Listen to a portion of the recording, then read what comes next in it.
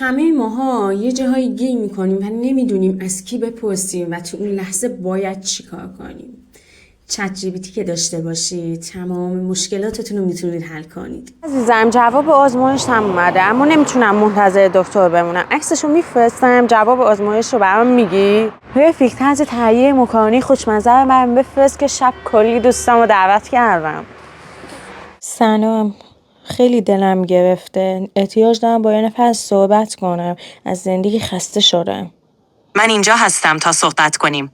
گاهی اوقات زندگی میتونه واقعاً سخت باشه و احساس خستگی طبیعیه. اگر دوست دارید میتونیم درباره چیزهایی که توی ذهنتون هست صحبت کنیم. قبل آموزش دوست داشتی قلب سفیدم رو قرمز کن.